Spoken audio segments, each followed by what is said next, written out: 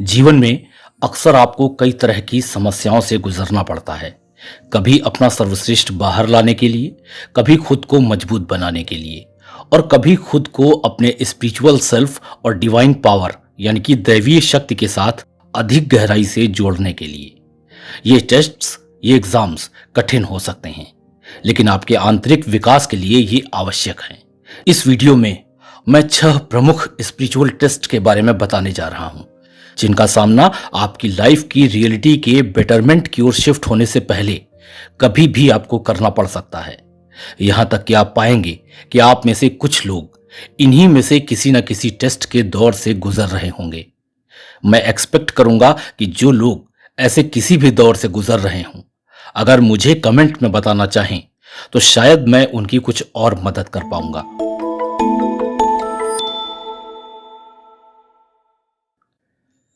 पहला टेस्ट है आपके विश्वास और आस्था का टेस्ट। कभी कभी जीवन आपको तोड़ने के लिए नहीं, बल्कि यह परखने के लिए आपको चारों ओर से बिखेर देता है कि आपका विश्वास कितना मजबूत है। उदाहरण के लिए, जब आपका बैंक बैलेंस नील है और कर्ज या बिल्स का अंबार लगा हुआ है, तो विश्वास टूटना आसान है। अचानक किसी सीरियस मेडिकल टेस्ट का पॉजिटिव आ जाना या कोई लंबी बीमारी किसी के भी विश्वास पर सवाल खड़ा कर सकती है। किसी ऐसे व्यक्ति को खो देना आपकी दुनिया को हिला सकता है जिससे आप बहुत ही अटैच्ड थे, उसकी परवाह करते थे। जिंदगी के सबसे ज्यादा इंपॉर्टेंट रिश्ते से ब्रेकअप या तलाक आपको ऐसा महसूस करा सकता है जैसे आपकी सारी दुनिया ही बिखर गई हो। अपनी कम्युनिटी या फ्रेंड सर्किल से रिजेक्शन या अलगाव का सामना करना खुद के लिए विनाशकारी महसूस हो सकता है। जब आप अपनी स्वयं की अपेक्षाओं या लक्ष्यों को पूरा करने में असफल होते हैं, तो यह आपको खुद की ही क्षमता पर संदेह में डुबोने के लिए काफी है। इसलिए इसे समझें। जब कभी भी आपका जीवन अव्यवस्थित लगता है, तो यह आपके लिए खुद को जांचने और खुद से सवाल पूछने का मौका है कि कहां है इस समय मेरा वो विश्वास जिसकी मैं लगातार लोगों को सलाह दिया करता था। अगर आपको अपना विश्वास डगमगाता सा महसूस होता है, तो कोई बात नहीं। यही आपका वो क्षण है जब आपको इसे फिर से मजबूत करना है। एक बार सोचें कि अगर आपको कभी चुनौतियों का सामना करना ही नहीं पड़ेगा, तो आप जान ही कैसे पाएंगे कि आपका विश्वास कितना गहरा है, कितना मजबूत है। संघर्ष के समय में आप अपनी उन्हीं पुरानी आदतों में जा सकते हैं जिन्हें आपने काफी समय लगाकर खुद से दूर किया है, जैसे गुस्से में लोगों को बाहर कर देना या जल्दबाजी में निर्णय लेना। लेकिन यही वह समय होता है जब आपको खुद को शांत रखने की जरूरत है। शांत रहने का मतलब यह नहीं है कि आप समस्याओं को इग्नोर कर रहे हैं। इसका मतलब है कि आप जानते हैं कि आप काफी मजबूत हैं और सिर्फ घबराने से कोई फायदा नहीं मिलने वाला। इसलिए गहरी सांस लें। हर चीज पर आपका नियंत्रण हो, इस इच्छा को त्यागें और उच्च शक्ति पर अपना भरोसा रखें। जितना अधिक आप विश्वास और आस्था के इस टेस्ट में पास होंगे, आपका आगे का रास्ता उतना ही स्पष्ट होता जाएगा। प्रत्येक चुनौती के साथ आप अपने बारे में, अपनी ताकतों के बारे में, अपनी कमजोरियों के बारे में और आपकी लाइफ के वे क्षेत्र जिन पर थोड़ा सा काम करने की जरूरत है, इन सब के बारे में कुछ और आगे सीखते हैं। यह दर्दनाक है, लेकिन इसे आध्यात्मिक काट छांट के रूप में समझें। ठीक वैसे ही जैसे एक माली पेड़ को और हरा भरा करने के लिए उसकी मृत शाखाओं की छटाई करता है, इसी तरह जीवन आपको मजबूत बनाने के लिए आपकी कमजोरियों को काट छांट कर आपसे अलग कर देता है। यस, प्रक्रिया कष्टदायक हो सकती है, लेकिन याद रखें, इस काट छांट के प्रत्येक कट से एक नई शुरुआत होती है। यह आपके लिए आपकी गहरी जड़ें विकसित करने और वह व्यक्ति बनने का अवसर होता है जो आप बनना चाहते हैं। अगला टेस्ट है आपके धैर्य का टेस्ट। आज हम एक ऐसी दुनिया में रहते हैं जो लगातार भाग रही है। फास्ट फूड, फास्ट कारें, फास्ट वाईफाई, जितना तेज उतना अच्छा। और ऐसे में जब जीवन पॉज नामक बटन दबाकर आपको इंतजार करने के लिए मजबूर करता है, तो यह एक बड़ी बाधा की तरह महसूस हो सकता है, लगभग एक विश्वासघात की तरह।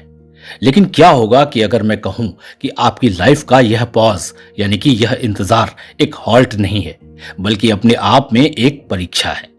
एक टेस्ट है जो आपको अपनी मानसिकता बदलने और आंतरिक सुकून खोजने की चुनौती देता है, तब भी जब आपके आसपास की दुनिया खतरनाक गति से भाग रही है। इंतजार करना कठिन है, विशेष रूप से तब जब आपको पता होता है कि बहुत जल्दी ही आप एक बड़ी और मजबूत चीज हासिल करने वाले हैं। आप एकदम एक्साइटेड हैं, अपनी लाइफ के एक नए चैप्टर में जंप करने के लिए तैयार हैं, और अचानक आप एक दीवार से टकरा जाते हैं। दिन हफ्तों में बदल जाते हैं, हफ्ते महीनों में बदल जाते हैं, और फिर भी कुछ नहीं होता है। जब संदेह घर कर जाता है तो यह आपके आत्मविश्वास और दृढ़ संकल्प को खत्म कर देता है। लेकिन इससे पहले कि आप हार मान लें, थोड़ा सा पीछे जाएं और अपने आप से पूछें, कहीं ऐसा तो नहीं कि यह डिले एक छिपा हुआ लेसन यानी कि कोई सबक हो? शायद ब्रह्मांड या कोई उच्च शक्ति यह जानना चाहती है कि आप अपनी यात्रा के प्रति कितने प्रतिबद्ध हैं। क्या आप पहली बाधा पर ही हार मान लेंगे या स्थिर रहेंगे? भरोसा रखें कि जब समय सही होगा, आपके सामने का दरवाजा अपने आप खुल जाएगा।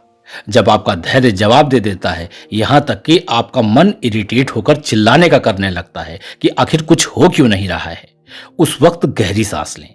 इस समय को शांत रहने और चिंतन करने के लिए उपयोग में लें। अपने बढ़ते विचारों और अपनी बेचैन आत्मा को शांत करने का अभ्यास करें। विराम के इन क्षणों में आप अपने इनर सेल्फ के साथ फिर से जुड़ सकते हैं और आपके लिए वास्तव में क्या मायने रखता है, इस पर एक स्पष्ट दृष्टिकोण प्राप्त कर सकते हैं। लगातार कुछ न कुछ करते जाने के बजाय कुछ किए बिना ही केवल अस्तित्व में बने रहने में ही संतोष पाना सीखें। और याद रखें, प्रतीक्षा करना कोई यूजलेस काम नहीं है, यह आपके आध्यात्मिक विकास का एक सक्रिय रूप है। ऐसा करके आप कुछ असाधारण, कुछ बहुत महत्वपूर्ण काम कर रहे हैं। आप खुद को ग्रो कर रहे हैं। आपकी आत्मा पेशेंस यानी धैर्य रखना सीख रही है, और यह एक ऐसा कौशल है जिसकी कीमत आप अपने जीवन भर वसूलेंगे।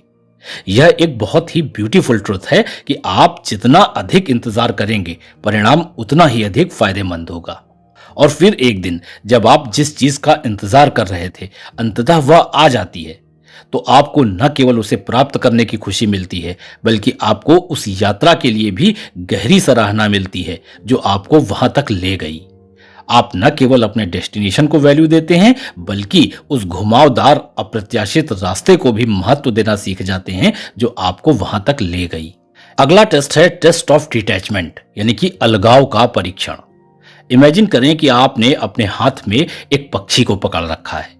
आप इसकी सुंदरता, इसके रंग और इसकी फ्रीडम की सराहना करते हैं। आपको वह पक्षी बहुत ही अच्छा लग रहा है और कहीं वह आपके हाथों से उड़ ना जाए, इसलिए आप उसे अपने हाथों में कस के दबा लेते हैं। लेकिन जैसे ही आप अपना हाथ दबाते हैं, आप इसे नुकसान पहुंचाते हैं। कभी कभी किसी चीज से प्यार करने का मतलब होता है उसे जाने देना। यह कठिन है, लेकिन आपकी आध्यात्मिक यात्रा में यह अनमोल है। लगाव खुद में ही एक शक्तिशाली बल है। हम सभी के जीवन में ऐसी बातें, लोग और ऐसे सपने होते हैं जिन्हें हम अपने दिल में संजोए रहते हैं। ये वस्तुएं हमें जैसे हमारे विस्तार की तरह ही महसूस होती हैं, यहां तक कि हमारी पहचान के साथ उलझ जाती हैं। लेकिन जब ये कनेक्शन इतना मजबूत हो जाते हैं कि ये आपकी लाइफ के लिए आ रही हायर कॉलिंग पर हावी हो जाते हैं, तब वह क्षण आता है जब ब्रह्मांड आपके एक परीक्षण के लिए कदम उठाता है। इस लगाव को अपने जीवन के मूर्तिकार के रूप में जानें। जब आप किसी एक चीज पर बहुत अधिक केंद्रित हो जाते हैं, तो यह आपको आपके आध्यात्मिक पथ से डिस्ट्रैक्ट कर सकता है। जब भी किसी चीज या व्यक्ति के लिए आपको लगता है कि आप इसके बिना रह नहीं सकते, तो यह एक संकेत है कि आप आध्यात्मिक मार्ग को ब्लॉक कर रहे हैं। तभी यूनिवर्स आपके जीवन से उस चीज या व्यक्ति को हटाकर आपको चुनौती दे सकता है जो आपको हर्ट करने के लिए नहीं, बल्कि आपके विकास में मदद के लिए है। यह आपकी प्राथमिकताओं का पुनर्मूल्यांकन करने का अलार्म है। अपने आप से पूछें कि मैं वास्तव में किसके लिए सब कुछ कर रहा हूं, इन सांसारिक चीजों के लिए या अपने आध्यात्मिक उद्देश्य के लिए। अगला टेस्ट है टेस्ट ऑफ लेटिंग गो यानी कि तटस्थ रहने या जाने देने का टेस्ट। जाने देने का यह टेस्ट आपके हार्ट का टेस्ट है। ब्रह्मांड आपसे पूछ रहा है कि क्या आप अपनी पसंद की चीजों के बजाय अपना रियल सेल्फ बन सकते हैं। जाने देने का मतलब यह नहीं है कि आप उस व्यक्ति या चीज के प्रति अपना प्यार खो दें। इसका सिर्फ इतना मतलब है कि आप अपनी हायर कॉलिंग को अपनी सांसारिक आसक्तियों से ऊपर रखना चाहते हैं। आप सोच सकते हैं कि मैं उस चीज को कैसे जाने दूं जो मेरे लिए इतनी ज्यादा मायने रखती है, यहां तक कि मेरी जिंदगी है वो। तो सबसे पहले तो आपको यह समझना और स्वीकार करना है कि यह आपकी आध्यात्मिक परिपक्वता की परीक्षा है।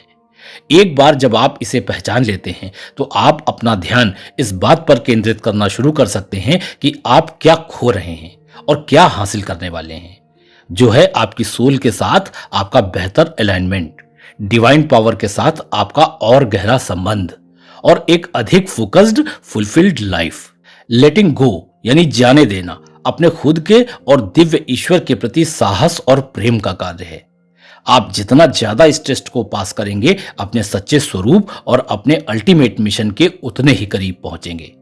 इस एक्ट को सीखकर आप साबित करते हैं कि आप अपनी आसक्तियों से नहीं बल्कि अपनी हायर कॉलिंग से निर्देशित होते हैं। इस परीक्षा में हार या जीत नहीं है, बल्कि यह और अधिक विकसित होने के बारे में है। यह अपने आप को लगाव की जंजीरों से मुक्त करने के बारे में है, ताकि आप जीवन को एक अर्थपूर्ण उद्देश्य और स्पिरिचुअल एबंडेंस यानी कि आध्यात्मिक प्रचुरता के साथ जी सकें। अगला टेस्ट है विनम्रता की कसौटी। विनम्रता को अक्सर गलत समझा जाता है। कुछ लोग इसे कमजोरी के रूप में देखते हैं, जैसे कि कहा जा रहा हो कि आप दूसरों की तुलना में कम महत्वपूर्ण हैं। लेकिन आध्यात्मिक दुनिया में विनम्रता एक शक्तिशाली शक्ति है। यह अपनी स्वयं की योग्यता जानने के बारे में है, वो भी बिना दूसरों की एक्सपेक्टेशंस के तराजू पर तौले। यह एक ऐसा कॉन्फिडेंस है जो शोर नहीं मचाता, बल्कि धीरे से आपके कान में फुसफुसाता है कि मैं कुछ हूं, और यह काफी है। आपकी आध्यात्मिक यात्रा में विनम्रता की परीक्षा अपरिहार्य है। आपकी दिनचर्या में कई ऐसे क्षण आते हैं जब आपके चारों ओर हुए कार्यों का सारा श्रेय आप आसानी से लेना चाहते हैं, या आपसी बातचीत में दूसरों को नीचे रखना चाहते हैं ताकि आपका अहंकार पोषित हो सके। लेकिन यही क्षण ब्रह्मांड की छोटी छोटी परीक्षाओं के होते हैं, जो पूछते हैं कि क्या आप अपनी आत्म भावना को नियंत्रण में रख सकते हैं? क्या आप बिना शो किए हुए भी शक्तिशाली हो सकते हैं? क्या आप विनम्र होकर भी अपनी बात पर कायम रह सकते हैं? याद रखें, जैसे जैसे आप आध्यात्मिक समझ की उपलब्धियों या यहां तक कि भौतिक सफलता में भी आगे बढ़ते हैं, तो ऐसे दूसरे लोगों को नीची दृष्टि से देखने का एट्रीब्यूट डेवलप हो सकता है जो अभी आपके स्तर तक नहीं पहुंचे हैं। लेकिन ब्रह्मांड उतनी ही बारीकी से यह देखता है कि जिस प्रकार से आप असफलता के समय में जी रहे थे, क्या आप सफलता को भी उसी तरह से संभाल पाते हैं? क्या आप दूसरों को भी अपने स्तर तक लाने के लिए अपना हाथ नीचे देते हैं, या ऊपर जाने के लिए उन पर ही कदम रखकर आगे बढ़ जाते हैं? इन क्षणों में आप द्वारा किए जाने वाले कार्य आपकी आध्यात्मिक परिपक्वता के बारे में बहुत कुछ बताते हैं। यदि आप इस टेस्ट को पास कर लेते हैं तो आप न केवल अपने सांसारिक लक्ष्यों के और करीब पहुंच रहे हैं, साथ ही आप अपने हायर स्पिरिचुअल सेल्फ के साथ अधिक निकटता से जुड़ रहे हैं।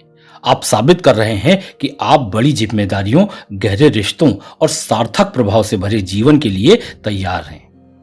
अगला टेस्ट है टेस्ट ऑफ फॉरगिवनेस यानी क्षमा की परीक्षा।